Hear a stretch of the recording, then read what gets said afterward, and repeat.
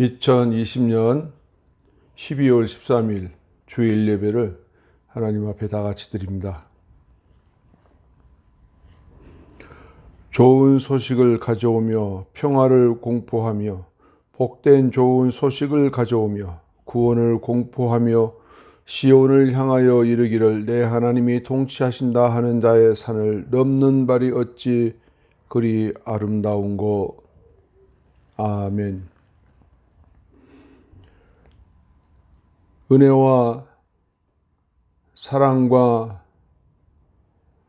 자비가 풍성하신 아버지 하나님, 주의 크신 은혜와 사랑을 진심으로 감사합니다. 하나님의 크신 긍휼과 사랑 안에서 지난 한 주간도 저희들의 삶이 하나님 앞에 기쁨과 감사가 넘치게 하시고 주의 은혜 가운데 인도하심을 따라 이와 같이 한 주간도 주의 사랑을 전파하며 또한 주의 말씀 가운데 우리의 삶이 온전케 인도함 받아 하나님의 은혜를 찬양할 수 있게 은총을 베풀어 주심을 감사드립니다. 거룩한 주일을 맞이하여서 우리의 온 마음과 정성을 기울여 하나님 앞에 경배하며 찬양하기를 원합니다. 이 시간도 함께 하시고 하나님의 크신 긍휼 가운데 우리의 예배가 온전히 드려지기를 원하오며 예수님의 이름으로 기도드리옵나이다. 아멘. 우리 다 같이 신앙 고백드립니다. 전능하사 천지를 만드신 하나님 아버지를 내가 믿사오며 그 외아들 우리 주 예수 그리스도를 믿사오니 이는 성령으로 잉태하사 동정녀 마리아에게 나시고 본디오 빌라도에게 고난을 받으사 십자가에 못 박혀 죽으시고 장사한 지 사흘 만에 죽은 자 가운데서 다시 살아나시며 하늘에 오르사 전능하신 하나님 우편에 앉아 계시다가 저리로서 산 자와 죽은 자를 심판하러 오시리라. 성령을 믿사오며 거룩한 교회와 성도가 서로 교통하는 것과 죄를 사하여 주시는 것과 몸이 다시 사는 것과 영원히 사는 것을 믿사옵나이다. 아멘. 이 시간에 우리 교동문 55번 강림절 우리 다 같이 봉독합니다. 성문으로 나아가라. 백성의 길을 예비하라. 대로를 수축하라. 도를 제하라. 만민을 위하여 길을 들라. 너희는 딸 시온에게 이르라. 보라 내 구원이 임하느니라. 보라 상급이 그에게 있고 보응이 그 앞에 있느니라. 사람들이 너를 일컬어 거룩한 백성이라 여호와의 구속하신 자라 하겠고 또 너를 일컬어 찾은 바 된 자요 버리지 아니한 성읍이라 하리라. 광야에서 맺히는 자의 소리가 있어 가로되 너희는 주의 길을 예비하라. 그의 척경을 평탄케 하라. 모든 골짜기가 메워지고 모든 산과 작은 산이 낮아지고 굽은 것이 곧아지고 험한 길이 평탄하여질 것이요 모든 육체가 하나님의 구원하심을 보리라. 아멘. 우리 이 시간 찬양 제6장 새찬송가 2장 찬양 성부 성자 성령 우리 다 같이 하나님 앞에 찬양합니다.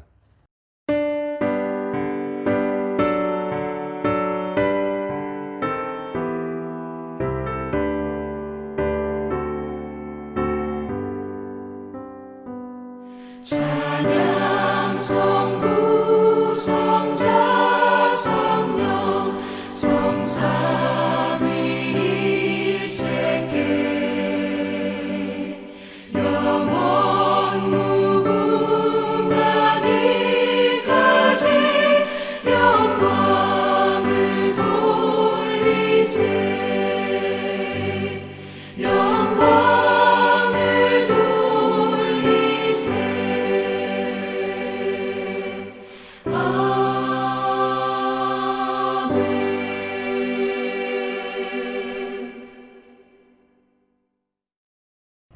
이 시간에 우리 다 같이 하나님 앞에 기도합니다.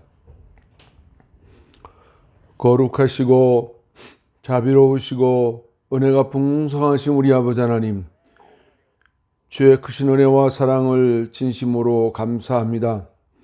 지난 한 주간도 저희들을 하나님의 은혜 안에 인도하여 주셨고 하나님의 긍휼하신 가운데 있게 하심으로 아버지 하나님을 감사하며 찬양하며 영광 돌리게 하시고 예수 그리스도의 구원의 은총을 깨달으며 성령의 인도하심을 받게 하신 하나님 감사를 드립니다.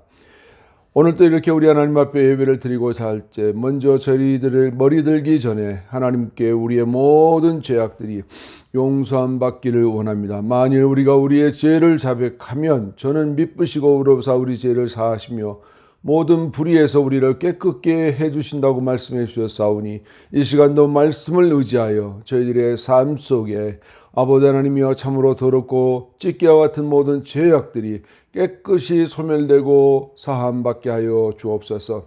아버지 하나님, 지난 한 주간도 살아오면서 우리가 하나님 앞에 열정을 다하며 살아왔는지 우리들의 삶을 돌아봅니다. 그러나 아버지 하나님, 그렇지 못한 부분들이 많이 있을지라도 용서하여 주옵시고 때를 따라 돕는 주의 은혜 가운데 하나님께 감사하고 찬양할 수 있도록 하나님 도와주옵소서.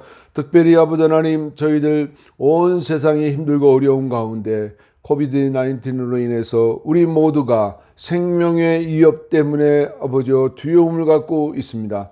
지금 이것이 온 세상에 만연되어 있고 각 나라별로 이것이 아버지 하나님이여 계속적인 증가 추세로 나타나고 있고 확진자들의 수도 늘어나는 가운데 있음으로 인해서 겨울철 한절기에 우리의 건강을 하나님 침해받지 않도록 우리 믿는 성도들 하나님 앞에 깨어 기도하도록 하나님 이끌어 주옵소서.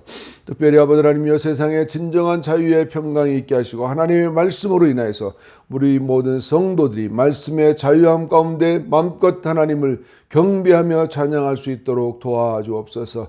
정녕 그 날이 다가오고 그때가 다가오면 우리 믿는 자들이 모이기가 힘들고 또한 예배하는 것 자체가 어려울 때가 오나니 그때를 따라 아버지 하나님 우리의 신앙의 훈련을 받게 하시고 믿음의 주여 온전케 하신 주님만을 바라며 나아가는데 부족함이 없도록 하나님 도와주옵소서. 온 세계적으로 번져있는 코비드-19 이제 아버지 하나님이여 참으로 예방약도 또한 치료약도 개발되어서 온 나라의 아버지 접종을 시작하는 가운데 있는데 하나님 이것으로 인해서 우리 믿는 자들에게 어떠한 해도 당치 않게 하시고 이것 때문에 우리의 신앙에 어떠한 문제도 발생치 않도록 하나님 도와주옵소서. 오늘도 우리 예배를 받으신 하나님께 감사를 드리며 이 예배가 온전히 하나님 앞에 드려지게 하여 주옵소서. 특별히 아버지 이 시간에 병든 자를 위해 기도합니다. 중환자실에서 또한 아버지 하나님의 일반 병상에서 그리고 가정에서 병상으로 인해서 힘들고 어려운 가정 개인들 모두 위에 하나님의 놀라운 주의 은총이 있게 하여 주옵시고 참으로 아버지 하나님 이 시간 모든 질병들이 나사렛 예수 그리스도의 이름으로 깨끗함을 입을 수 있도록 하나님 축복하시고 함께 주옵소서. 믿는 자들이 아버지 하나님 이 시간도 기적의 역사가 나타나게 하시고 하나님의 은혜 가운데 모든 질병의 모든 근원들이 하나님의 말씀으로 인하여 떠나가고 깨끗함 받을 수 있고 치료함 받을 수 있도록 하나님 축복해 주옵소서. 감사드리옵고 예수님의 이름으로 기도드리옵나이다. 아멘. 이 시간 우리 헌금송 71장 다 같이 하나님 앞에 드립니다.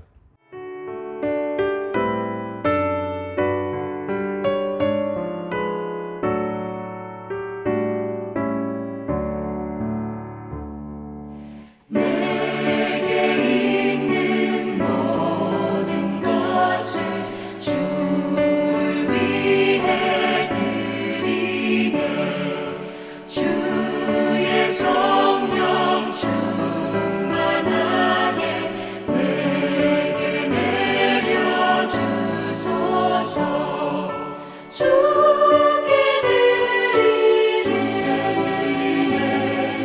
주께 드리네. 사랑하는 구주 앞에 모두 드리네.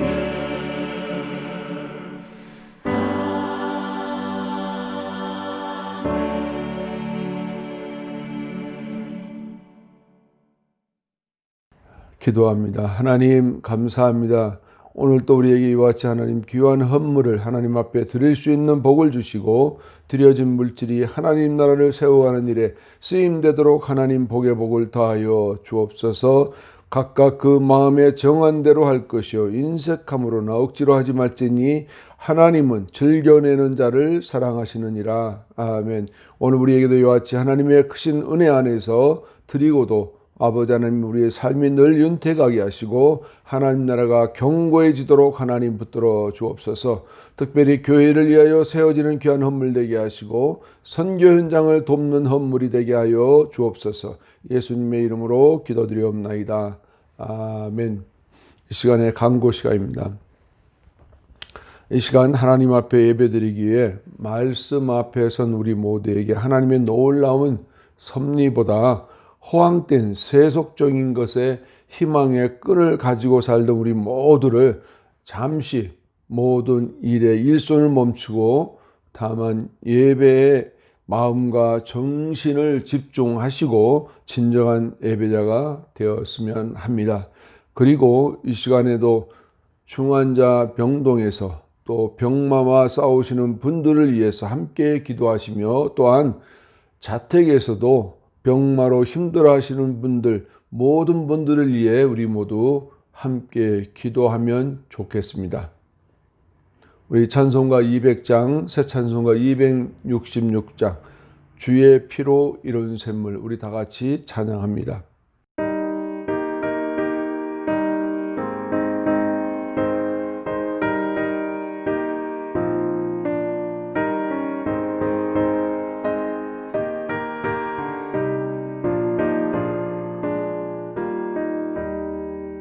주의 피로 이룬 샘물 참 깊고 넓도다. 구원하는 크신 능력 다 찬송할지라. 찬송하세 주의 보혈 그 샘에 지금 나가 죄의 깊이 빠진 이 몸 그 피로 씻어 맑히네. 죄악 세상 이김으로 거룩한 길 가는 나의 마음 성전 삼고 주께서 계시네. 찬송하세 주의 보혈 그 샘에 지금 나가 죄의 깊이 빠진 이 몸 그 피로 씻어 맑히네.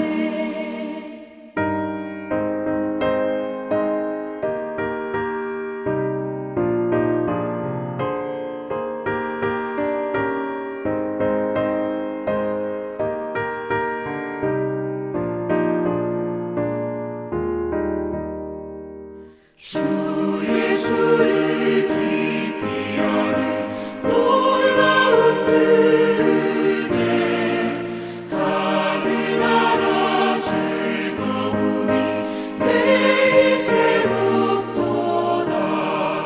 찬송하세 주의 보혈 그 샘에 지금 나가 죄의 깊이 빠진 이 몸 그 피로 씻어 맑히네.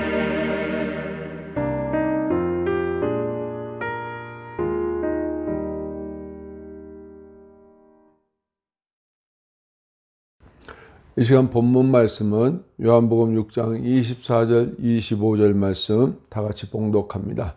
지금까지는 너희가 내 이름으로 아무것도 구하지 아니하였으나 구하라 그리하면 받으리니 너희 기쁨이 충만하리라. 이것을 비사로 너희에게 일렀거니와 때가 이르면 다시 비사로 너희에게 이르지 않고 다 아버지에 대한 것을 밝히 이르리라. 아멘. 성도는 누구나 재림의 주님을 기다리는 종말론적 신앙의 자세가 요구됩니다. 예수님이 오셨다가 가시고 난 이후를 이제 종말의 시대라 이렇게 얘기하죠. 마라톤 선수가 대열의 진을 치고 나면 모든 선수들은 일제히 앞다투어 앞으로 뛰어나가기 위해서 일제히 몸도 마음도 준비를 가다듬습니다. 선수는 모두가 출발 신호가 울리자마자 일제히 다만 목적지만을 향해 내어 달립니다. 그렇듯 성도들도 성령의 인도하심을 받아 대열에서 이미 출발한 자들입니다. 이제 주님 맞을 준비가 아직도 미비하다면 지금부터라도 보완해서 현실에 충실한 신자로 반드시 우리가 거듭나야 합니다. 그리고 성도는 하나님의 요구하심에 충족하지 않으면 지금부터라도 최선을 다해서 채워가시기를 축복합니다. 그러나 그런 충족은 염려와 불안 가운데서가 아니라 언제나 기쁨 안에서 이루어가고 채워가야만 합니다. 세속적 기쁨은 영적 만족도에 조금도 진전을 이룰 수가 없고 다만 잠시 육신의 효과일 뿐이라는 것이죠. 기쁨의 확신은 우리 기도의 확신은 기쁨과 무슨 연관이 있어서 기쁨이라는 단어를 끌어왔는가? 우리 한번 생각해 보죠. 광야에서 이스라엘 백성 무리들이 무리로 모여 살 때 하나님께서 법을 제정하셨는데 그 법을 바로 율법이라 했습니다. 그 법에는 이렇게 하라는 법조문이 하나 있는데 하나 읽어드려 볼게요. 마태복음 5장 38절 말씀에 또 눈은 눈으로 이는 이로 갚으라 하셨다는 것을 너희가 들었으나 이런 말씀들이 있죠. 구약 율법에서도 눈은 눈으로 라는 이런 표현은 정확한 계산법이긴 하지만 마음은 기쁨이라는 것을 찾아볼 수가 없다는 것이죠. 이것을 렉스 탈리오네스라 그러는데 탈리오 법칙이라 그러죠. 이를 번역하면 동해보복법이라 그러는데 이 동해보복법이라고 하는 것은 가장 낮은 단계의 보복을 말하는 것이죠. 그래서 이것을 근원으로 해서 응보 원칙의 한 형태로서 정의관념의 구약시대적 표현이기는 하지만 무제한 복수를 허용당하던 단계에서 동해보복법의 정도까지 보복을 제한하여 권력의 질서하에 둔 것을 말합니다. 창세기 20장 20절 말씀을 읽다 보면 이런 말씀이 나옵니다. 그 안에 사라를 자기 누이라 하였으므로 그랄 왕 아비멜렉이 보내어 사례를 취하였더니 이 당시는 소위 말하면 이 동해보복법이라고 하는 것이 이들에게 적용되지 않았습니다. 그러므로 인해서 나에게 어떤 해를 끼치거나 보복을 하는 사람들에게 응징을 가하는데 대단히 아주 강했던 것이죠. 그래서 한 개인 간에 다투던 것들이 한 부족 간에 한 동족 간에 이어져 전쟁까지 이뤄나갔던 일들이 심심치 않게 벌어졌던 그런 시대였던 것 같습니다.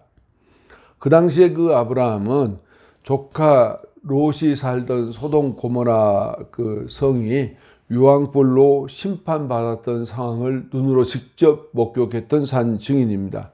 그래서 그 심판 이후에 마음이 참으로 참담했죠. 그래서 억제하기가 힘들고 그래서 살던 지역에서 남쪽 그랄 땅에 들어가 살려고 정착을 하려는데 그만 그랄 왕 그 지역에 그 부족들이 시비를 걸어오는 거죠. 그런데 그 자기 자신과 더불어 자기 가족과 그리고 자기 부족들 모든 식구들 이 위험성에 처해질 수 있는 상황이기 때문에 그때 당시 아브라함은 자기 아내 사라에게 여보 당신은 그 나의 사촌 누이니까 본래는 사촌 누이였으니까 다른 사람이 물어보면 누이라고 하고 내 아내라고 하지 말아라 이렇게 말을 하라고 했던 것이죠. 그랬더니 그랄 왕 아비멜렉이 즉시로 사람을 보내서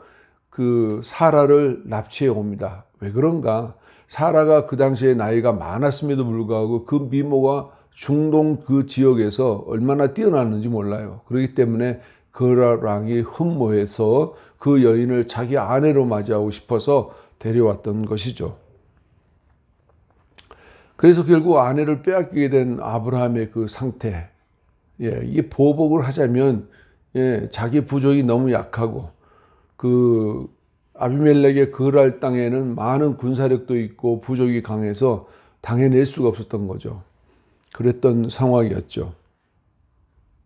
그러나 결국 하나님께서 그랄 왕 아비멜렉의 꿈에 나타나서 절대 그렇게 하지 못하도록 막아서 결국은 다시 자기 남편 아브라함에게 돌아갔던 그런 사건이 벌어졌죠. 그러나 그리스도의 오심으로 그런 일들은 다시 발생할 수 없도록 법을 제정을 하죠.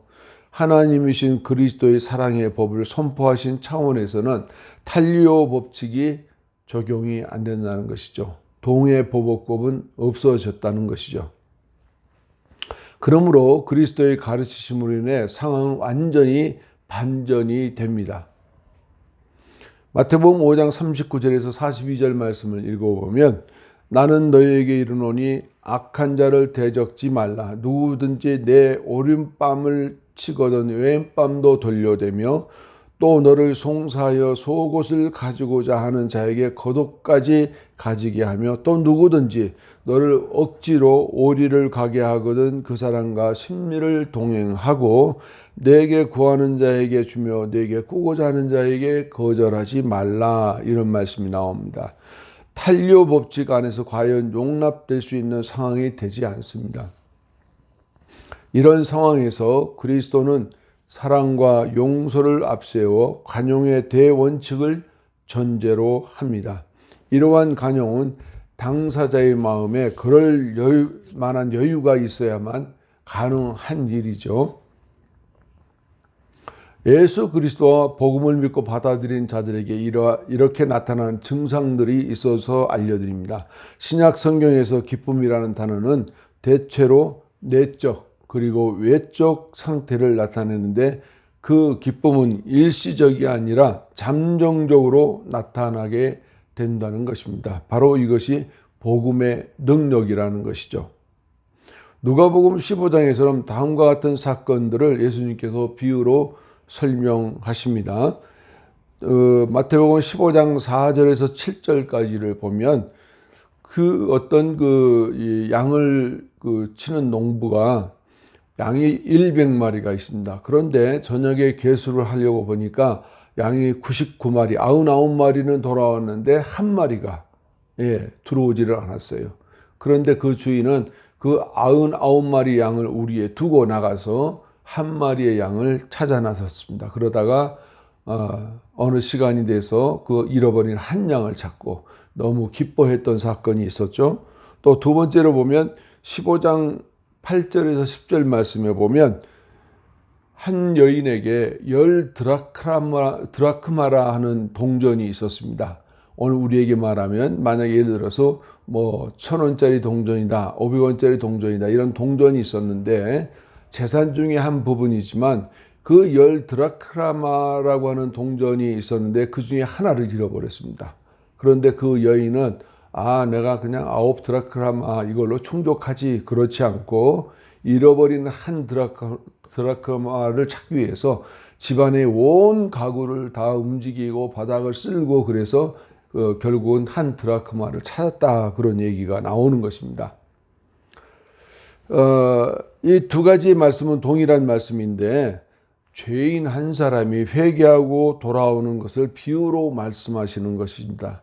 하나님 나라의 기쁨을 묘사하는데 이렇게 잃어버린 한 영혼이 다시 돌아오는 것을 천국에서는 회개할 자 없는 99보다 한 사람 회개하고 돌아오는 것을 이렇게 천국에서는 기뻐하시는데 하나님 나라의 영적 기쁨을 나타내 주고 있는 것을 말합니다.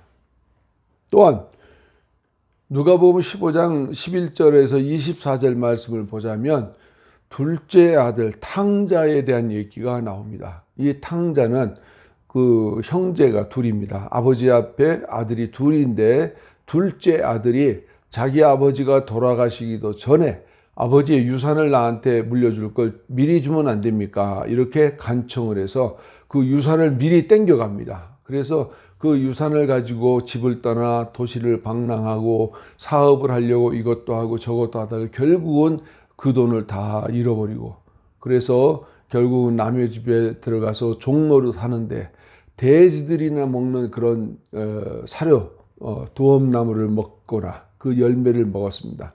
그러다가 그가 내가 이러다가 이러면 안 되지, 아버지 앞에 돌아가는 게 좋겠다. 그래서 아버지 앞에 다시 돌아간 이런 사건이 있었습니다. 이것은 온 인류를 향한 하나님의 원대한 구원 계획을 온 우주적인 기쁨이라 이렇게 우리가 할 수 있죠.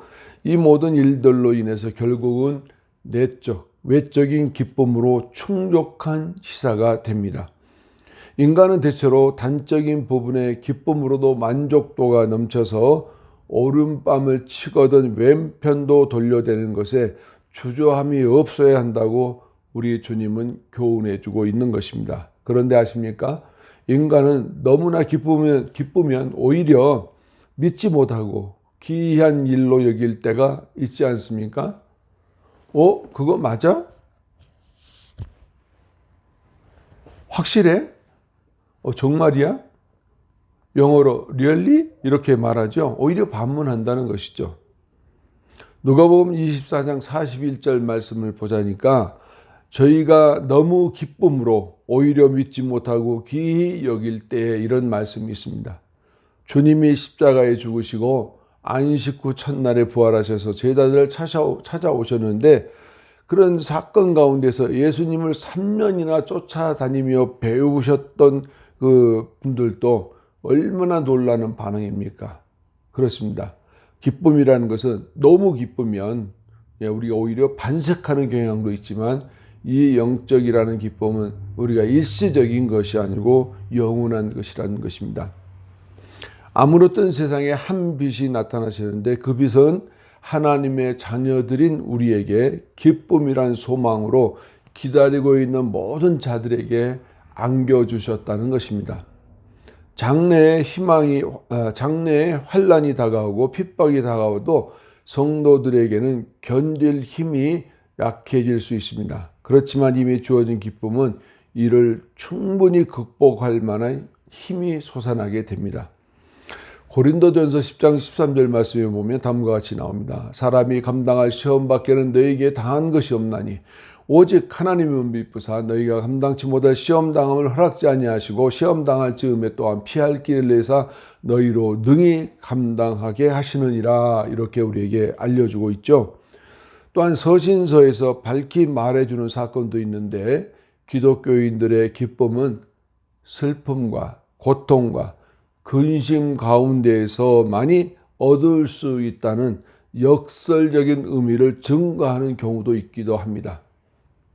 이러한 기쁨의 원천은 단순한 지상적, 인간적 기쁨 너머에 있다는 것을 반드시 우리는 알아야 됩니다.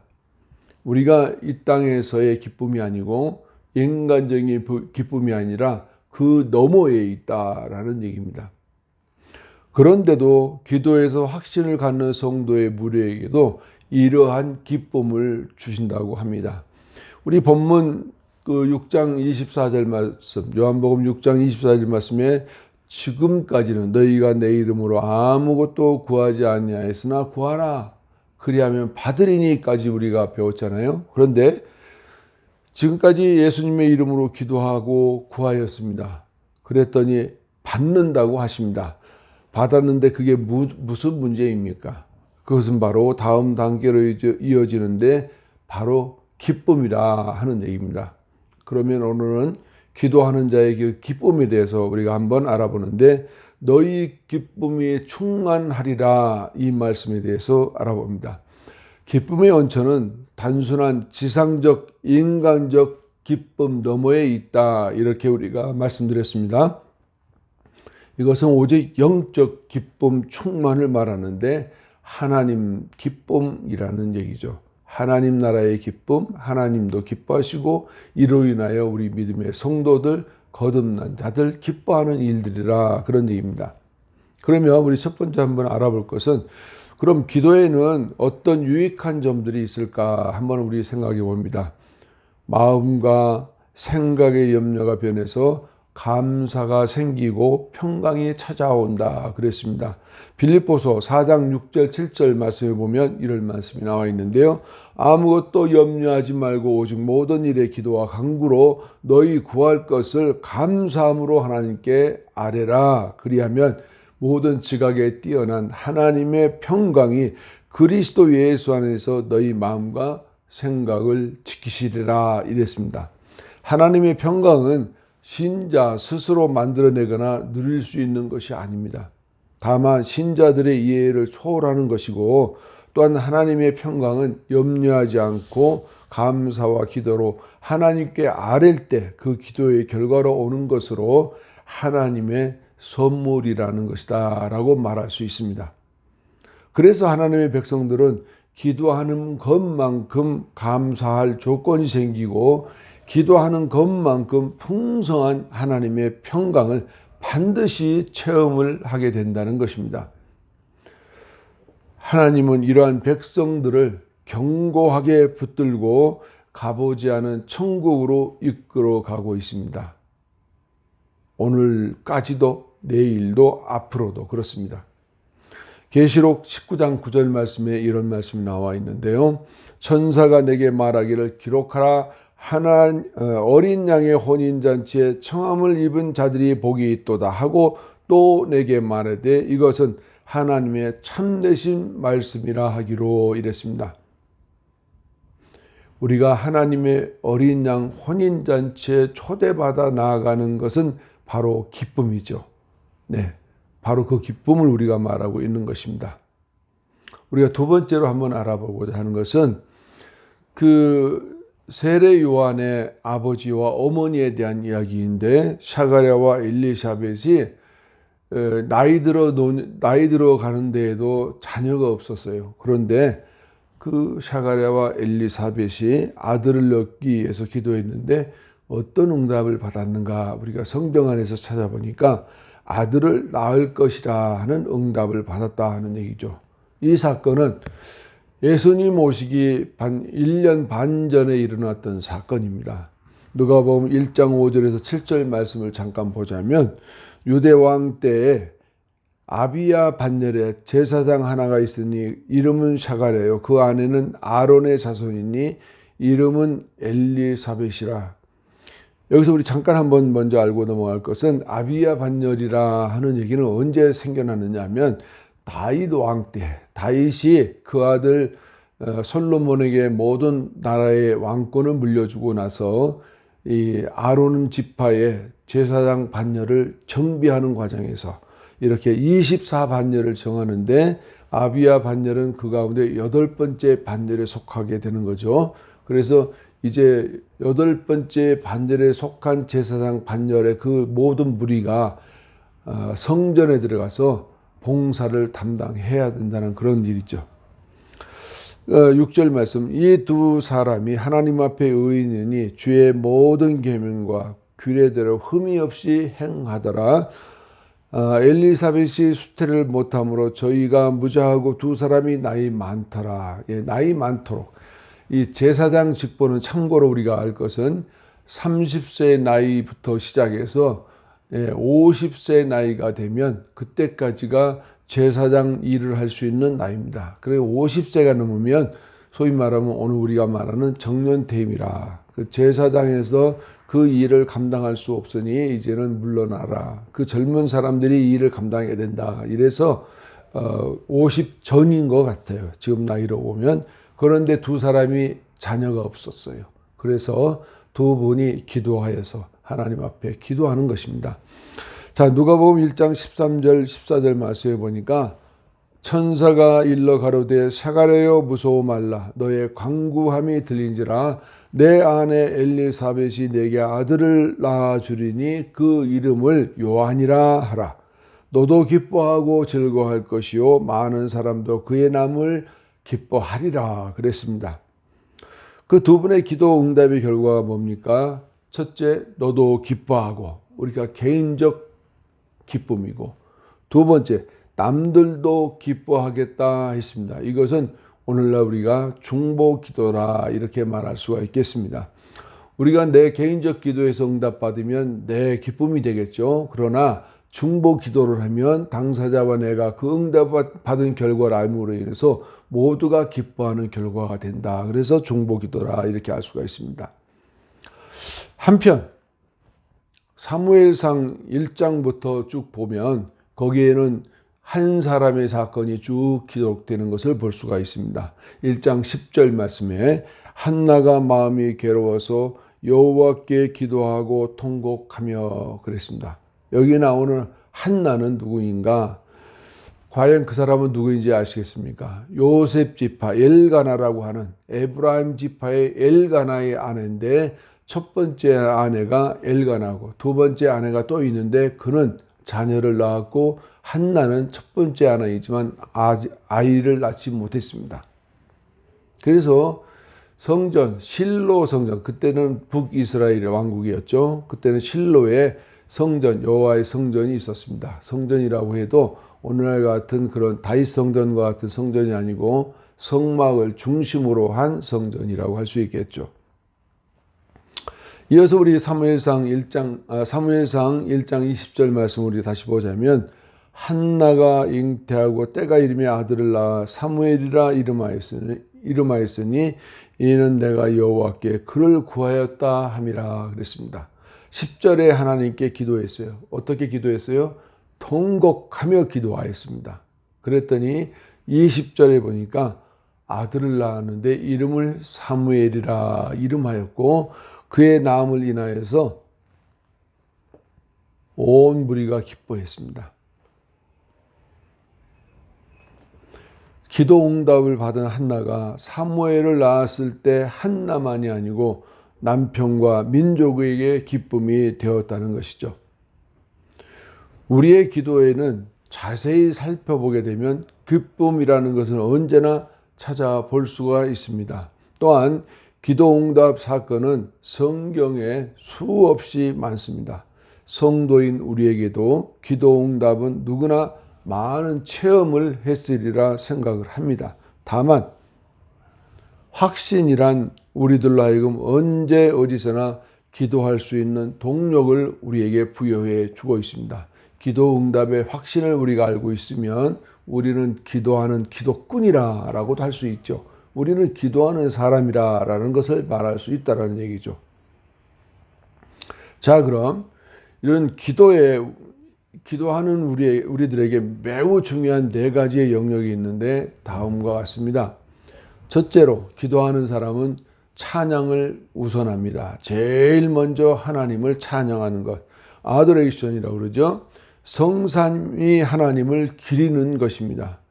그의 사랑, 능력과 위엄, 그리고 그의 놀라운 선물인 예수 그리스도를 인하여 하나님을 최우선적으로 찬양하는 것을 말합니다. 하나님께 대한 진심 어린 칭송, 즉 하나님을 칭찬하는 것이라고 말할 수 있습니다. 그러므로 시편 기자는 이러한 기도를 시작을 했죠. 시편 84편 1절 말씀에 보니까 만군의 여호와여 주의 장막이 어찌 그리 사랑스러운지요 라고 이렇게 기도를 시작했습니다. 이것을 바로 찬양이다 이렇게 얘기를 합니다.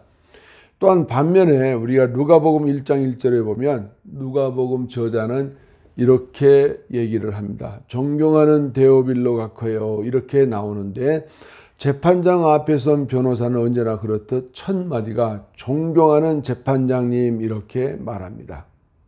그런 것처럼 우리가 하나님께 기도할 때에도 제일 먼저 우선적으로 하는 것이 찬양이다. 두 번째, 우리는 기도하는 자는 두 번째로 꼭 해야 될 얘기가 있는데 바로 자백이다. 컨피네이션이라고 그러죠. 바로 우리가 지은 죄를 하나님 앞에서 시인하는 것을 말하는데 우리 본시 하나님 앞에 죄인들 아닙니까? 우리가 살아가는 삶의 형태가 죄로 얼룩져 있습니다. 오늘 우리가 예배드리고 회개하고 자백하고 돌아서서 나가면 죄에 먼지가 묻고 죄에 때가 묻습니다. 그렇던 것처럼 우리는 늘 하나님 앞에 죄를 시인하고 솔직하게 고백하는 것입니다. 다시 말해서 우리가 겸손해져야 된다는 얘기죠. 하나님은 당신을 잘 알고 있습니다. 우리를 너무나 잘 알고 있어요. 여전히 사랑하고 계심도 잊지 마십시오. 자백에 있어서 제일 중요한 것은 진심입니다. 허위로 하거나 가증되이 하는 것은 용납되지 않습니다.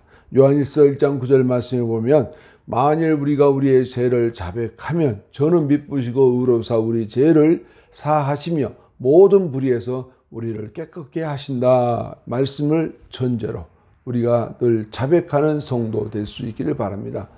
세 번째로 우리 기도의 자세에서 감사, 땡스기빙, 이런 것은 너무나 우리에게 중요하죠. 하나님께 우리가 감사하지 않고 기도한다는 것은 있을 수가 없습니다.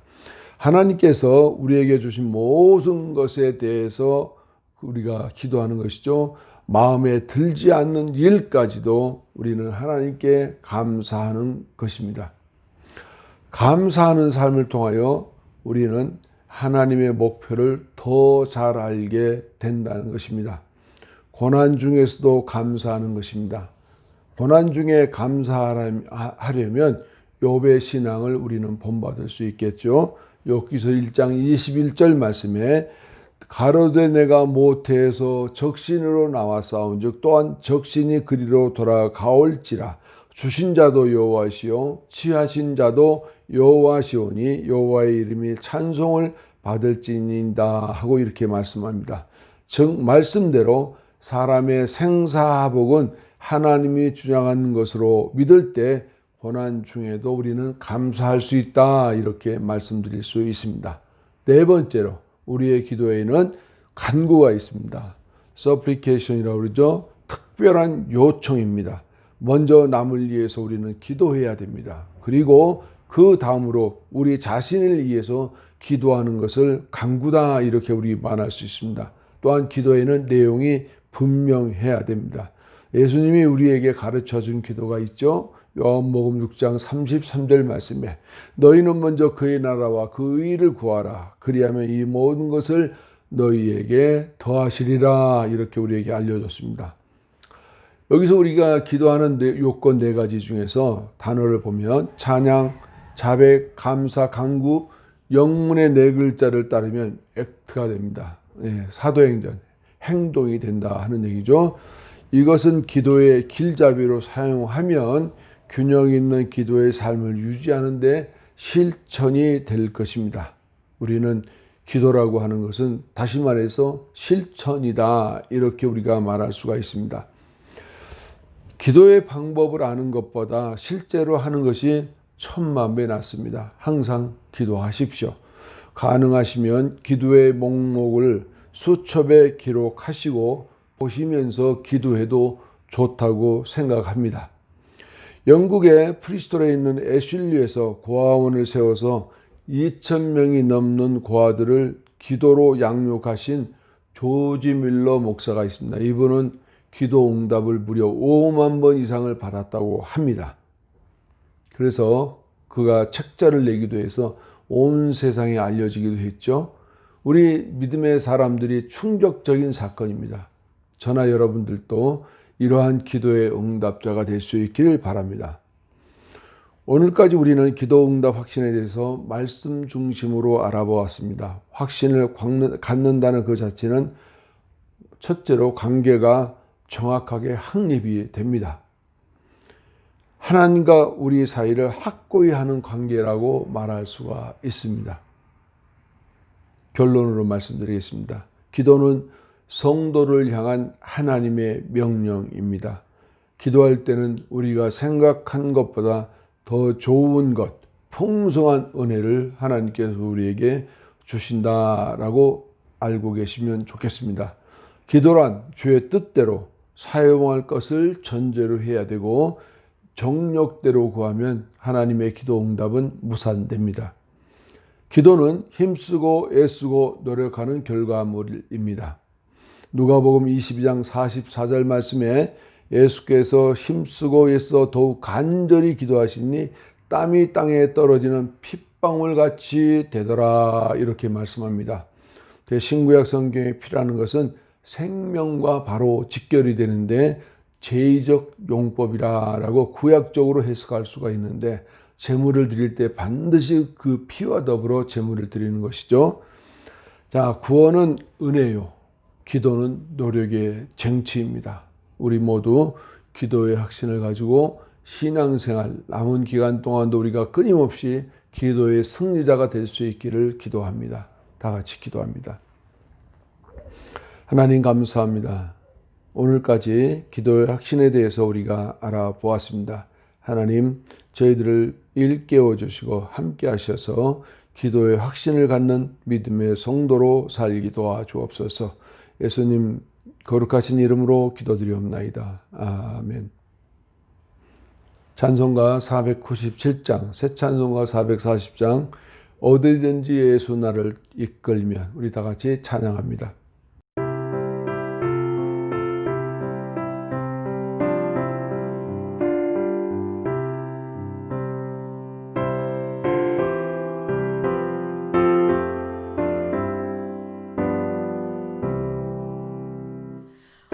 어디든지 예수 나를 이끌면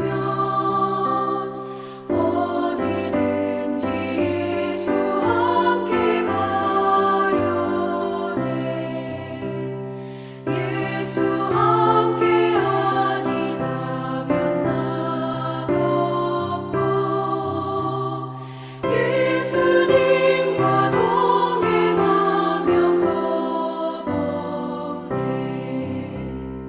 어디를 가든지 겁낼 것 없네 어디든지 예수 함께 가려네 세상 친구 모두 나를 떠나도 주와 동행하면 외로움 없겠네 가는 길이 위태하고 험해도 어디든지 예수 함께 가려네 어디를 가든지 겁낼 것 없네 어디든지 예수 함께 가려네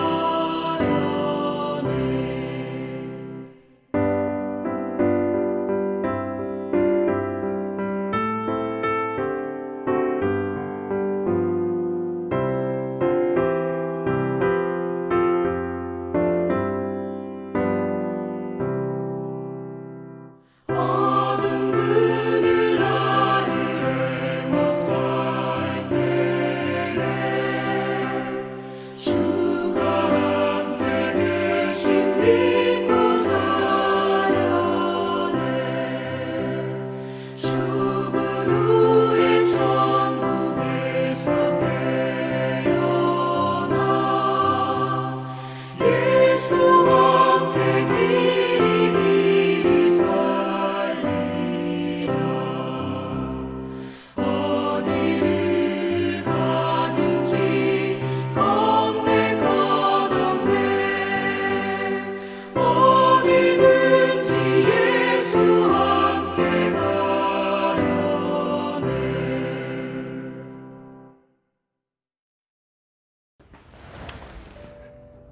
지금은 우리 주 예수 그리스도의 넓으신 은혜와 하나님 아버지의 한량없는 사랑하심과 성령의 감동감화 역사 교통하심이 가주 성교회와 영상 예배에 참여한 모든 성도들과 그들의 생애 위에 지금으로부터 영원토록 함께 있을지어다. 아멘.